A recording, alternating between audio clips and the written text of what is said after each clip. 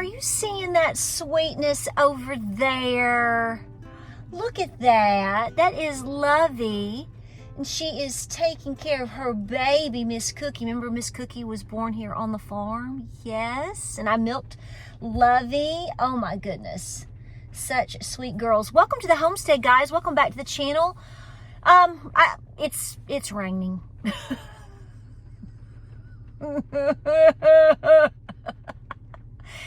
It is still raining here in East Tennessee. A lot, and we're loving it, right? It's supposed to rain I heard yesterday, we'll see if this happens, we're even supposed to possibly get thunderstorms tomorrow. Oh, that's going to be a lot of fun. And then we're going to clear out, and then the temperature's dropping. Oh, that's my favorite. Isn't that your favorite combo too? Wet, wet, wet, mud and to infinity and beyond. And then we're going to be like, how about, we won't be freezing. We're going to be like 37, 38 degrees. How's that feel? How's that combination? Do you like that? You like that?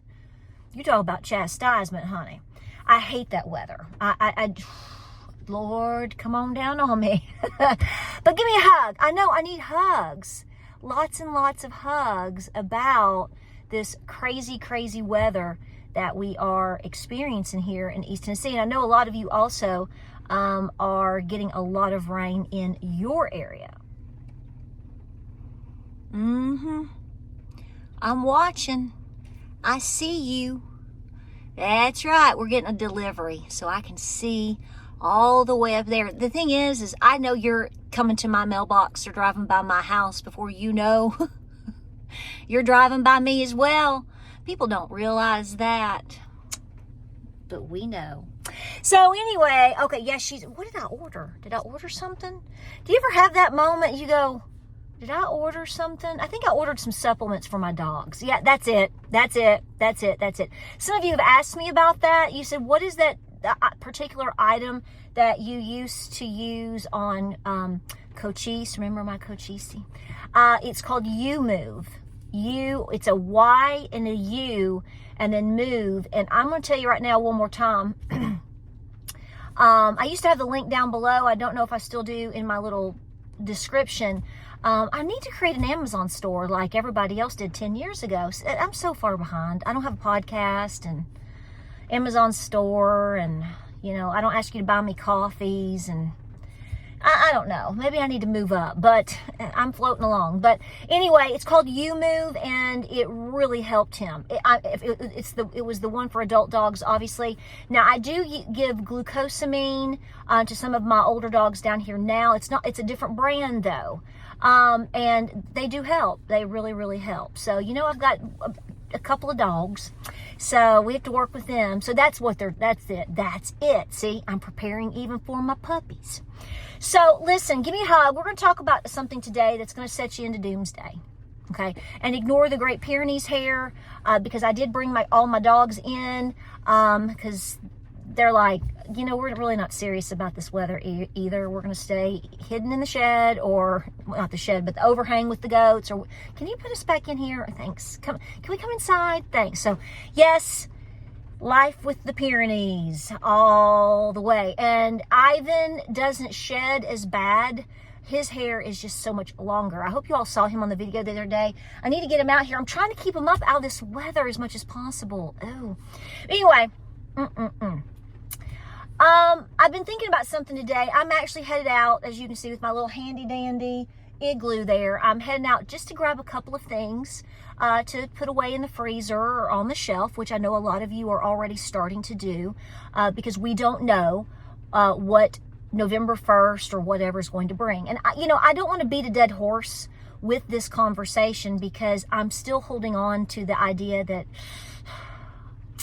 something's going to work out, because they love to play chicken with each other.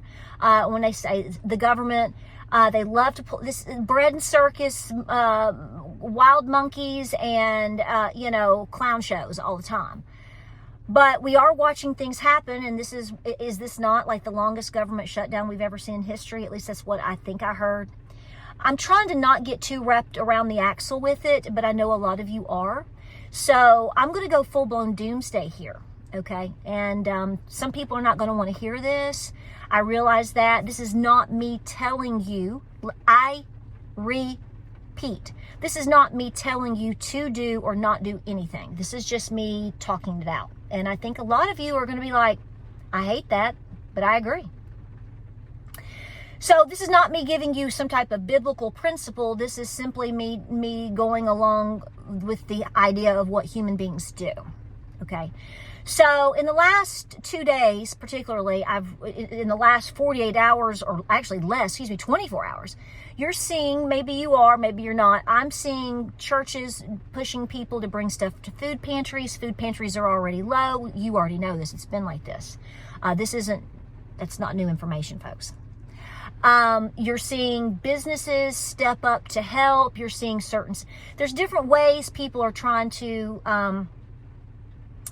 cushion should, quote, benefits, end quote, end, if all that comes to fruition with the government shutdown this weekend, because Chuck Schumer is such a winner. I mean, the man puts cheese on raw hamburger meat and tries to make you think he's grilling hamburgers today.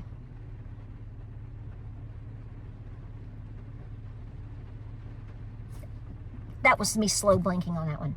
So anyway, I digress.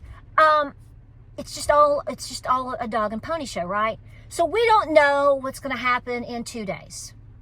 By tonight, it could be totally different. I'm still going to roll with this video because the principle of the video still stands. Let me say something to you. You should be charitable, no doubt about it. We all know what we should and should not do. It's just whether or not we want to follow those principles and what God expects of us or not. So I'm right there with you, okay? So don't take me out of context. But let's talk about human instinct, and let's talk about really, truly, honestly, madly, deeply what human beings ultimately end up doing. So you have businesses, for example, that are stepping up and saying, okay, well, this pizza joint or this place or that place, you know, if you're on SNAP and your, quote, benefits, end quote, end, and we don't want anybody to be hungry, come get a free pizza. I think that's great. Okay, I'm not speaking against that. But here's what I want to talk about. Whether this happens this weekend or whether it happens in the... take that back. Rewind it back, baby. Whether this happens this weekend or when it happens in the future, because we're broke. Okay? The bottom line is people are only going to help so much for so long. So you're a business owner and you have a great little pizza place. Good on you. Everybody loves a good pizza. Okay. And let's just say you're going to do what I just said. Okay. Word gets out. Okay. We're talking about 42 million people. Whether you think 42 million people should have these, quote, benefits, end quote, or not, it doesn't matter. They're on SNAP. They've got the power. So, you know, 1 week you're giving out 50 pizzas. This continues. The next week you give out 100 pizzas. This continues. The next week you're having to give out 260 pizzas. Do you see where I'm going with this? If anything's clicking up here, then it's already clicked. Businesses, churches, charities, individuals can only go so far. Okay? They're only going to go so far because one of two things are going to happen. They have to stop because they're going in the hole, or they're just going to go flat out of business.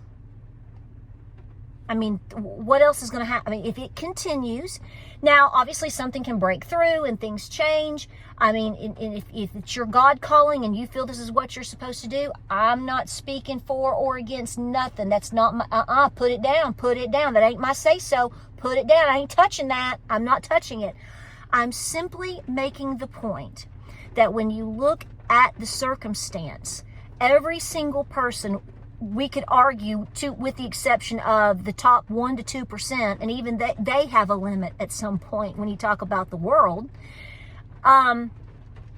Everybody has their limits. And I would argue, and I think most of you would agree, that even most people that are middle America at least can make rent, make their house payment. Maybe a few of them are debt-free, because we know most people are not debt-free. It's true. It's true. It's true. You can only be charitable so far, so long, until you get to a point where you start looking around going, okay, I got to make my house payment too. I've got 6 more payments on my car, and I really need to pay it off so I'm okay. My husband just had a health crisis last week, and he's out of work for 6 months. My child needs therapy. I got to eat too, and inflation is still what it is, and who knows what 2026 is going to look like. So instead of me giving $100 this week, I can give 10. So you're going to start seeing a pullback. You would start seeing a pullback. If you were an individual that said, I'm going to allow a certain amount of people to come live on my property with me, come live on my homestead, come live as a community, are you honestly going to let people just come in and squat in your house and on your land and do nothing? And how long would that last for you? I mean, let's be honest. I have spoken about multi-generational living for several years now and told you to prepare for it. And I think it's a good idea. It's not going to be perfect, but I think it's a good idea. I've made multiple videos about this over the last at least 3 years. And it's so funny. So it's so interesting. Do you giggle just, not giggle, that's the wrong word. Do you just sit there and kind of go, yeah, now you're talking about it. Things that you have been discussing, things that we have been discussing, things that I have been talking about on this channel, I can easily say since at least 2021 into 2022. It's like all of a sudden everybody's come, there's like this big epiphany, and now they're talking, oh, we're broke? You just now figured that out? Oh, you just now figured out about inflation? Oh, you just now figured out, oh, right. So I know you just now figured out if we let 20, 30, 40, 50, 100 million people just come into the country and we just start giving them stuff, how's that going to work out for everybody? Because here's what I was thinking of when I was in the rain, filling up a water trough today, cleaning all the mud and all the stuff out of it and all that. I started thinking about some of these larger cities and some of these women that are, we've seen on TikTok. I've only seen women. I haven't seen dudes. Now, I'm not saying it's not out there. I haven't seen any dudes talking about going and robbing people at Costco and Kroger or Walmart. I haven't seen that. I'm sure it's out there. I've only seen chicks. And they're going to do this and they're going to do that. Okay. Well, what I want to know is if you're that angry about not getting what you think you deserve, because everybody nowadays thinks they deserve something. They do. It's true. You know this. You know this entitlement that people have. That doesn't mean there aren't people that have needs. But see, here's what's so funny to me. A lot of people that fundamentally need assistance and really need help actually still work and still receive, quote, benefits because they don't make enough money. I don't know if I haven't seen a lot of them saying they're going to go, like, basically, take buggies at the Walmart.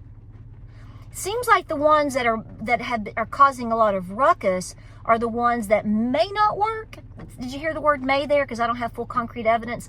Or, I don't know what they think. But anyway, so are you telling me that you're going to allow people into this country, or any country for that matter, just let them pour over the border? And by the way, did they have to jab things in their arms? Like you were told to or made to, or you were going to lose your job? Now somebody's going to say nobody made you. Okay, argue the definitions and semantics all you want somewhere else. You know what I'm saying? A lot of people did things because they felt like they had to. You know why? Because they felt like they had to feed their kids as opposed to someone else feeding their kids. So what did they do? Did those people do that? Were they made to? If they were, I missed that. Maybe they were encouraged to, but were they made to? Okay? So What I'm saying is if I lived in Chicago and I had 3 kids and I was trying, and my SNAP benefits were going away, and then I had another demographic of people that have been here like 2 years and wasn't even born here, and they're getting what, and they're doing what, and we're doing what. I'm not saying this is going to happen, but I don't know. That seems to me like that could be, number one, an incoming, oncoming scenario should this escalate. Tell me I'm crazy. It's not the first time. But in addition to that, back to what I was also saying, so food for thought there. But so there's another whole enchilada to consider. But at the same time, if you came and lived at my house, I gave you things or whatever, I mean, how long are you going to do that for absolute free? You might do it for a week. You might do it for a couple of months. I don't know. But at some point, are you not going to go, you know, I'm feeding you. You're taking a shower every day. I'm not asking you for anything. And what are you helping out? Are you helping with the animals? Did you go get a job? Are you trying to go back to school? Are you trying to do anything? And what happens is once you get to a certain time point, the host, being you or me, is going to say, I'm going to say something, and I'm going to give you an ultimatum. So my point here is everyone has a limit of what they're going to tolerate. So should you be charitable? Absolutely 110%. But at the end of the day, when you turn around and suddenly, you know, you're not eating as much. You are absolutely, you know, you're 2 payments behind on your house payment.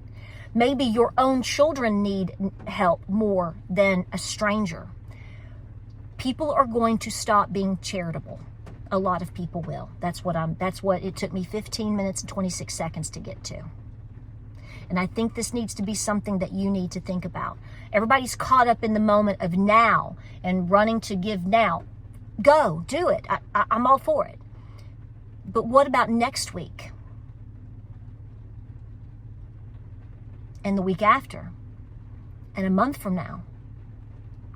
At what point does this whole breakdown happen? If it doesn't happen this time, meaning Saturday into next week, whatever. When it does happen, and when it really breaks, think about the consequence of everything. So what should we do? Well, first of all, we need to pray. We need to pray. We need to repent. We need to talk with God. We need to do what we feel best and led to do. But I would be thinking outward and forward. This is what preparedness is actually about. This is why you fuss and fight and scrape and get dragged through the mud every day or in gravel every day for years to become debt free. Because then it becomes a little easier. It does. You know that. When you pay off a bill and you don't have to make that monthly payment, even if it's just $50, it's easier. You breathe just a little bit better. So I want you to keep that in your mind, because the people that are going to be the saving graces are always the ones that have done the due diligence. Do we need examples of that? I don't think so. I think Helene alone showed that last year and into this year. And it's still ongoing. Okay? The locals, a lot of people that were already doing their best to stay ahead of curves, a lot of, and were prepared, whether they lived near the disaster areas or not, were able to show up a little bit better. Not that they are better, but they could show up. There's a lesson in that. So here we are as a nation facing this, okay? And we're going to face it someday. As I just said the other day, as I was discussing with that gentleman, no one's stopping God's wrath. However it comes, whenever it comes. We just need to be more prepared as possible. Is that going to be our saving grace in the end? No, only Jesus saves. But what are we being called to do? But we have to think logically about the things to come. Again, whether it's in 3 days, 3 years, or 30 years. The choices that we make today are going to help us help others as much as we can. And then to be able to, we got to save ourselves. This is what I'm saying. You got to save yourself first. You can't help anybody if you're not saving yourself first. You can't help your spouse if you're not willing to get right with God and save yourself first. You're useless. But most people, let's ask the question, are most people doing that? Have most people been preparing for that? There's been a lot of things that have happened in the last 6 years. And there's people that are saying things today, and I just go, where have you been? Did you really think the things that you watched happen in 21, 22, 23, every day? Did you not think? Have you not been watching the changes in certain states, in certain cities? And you didn't think that was going to, quote, bring the chickens home to roost at some point? Look at Ireland. Look at the UK. Are you watching what's going on over there? It is a powder keg. Have you seen what's been going on in Dublin? You should find out. So folks, obviously, pray, talk to God, and do your best to do what you know is right, 100%. But always remember, things are only going to go so far. And you need to be prepared for what can come after as best you can. In your walk with Jesus, in your walk with your close community, getting physically strong to handle stress, this is why I'm pushing it. This is why I will continue to push it. I hope this video finds you well. I'm trying to not focus on what you would consider fear or doomsday. But folks, this is reality. People and businesses and charities and churches can only or will only go so far. Something will have to give. And with all the things that are happening with AI and job losses and all the things that we've talked about, it's only going to make everything harder. So, prepare as best you can. Look up, and then put your head down and keep going. Like, subscribe, and share. Pray, prep, and be peaceful. Do the best you can. Get the things that you need. Stay out of the minutia. Stay out of the way. Give where you can, how much you can. Pray about things. Don't get in the minutia. Don't get in the minutia. There are evil people, evil forces right now. They want to pull you into the minutia. Take care of yourself, and I'll see you on the next video.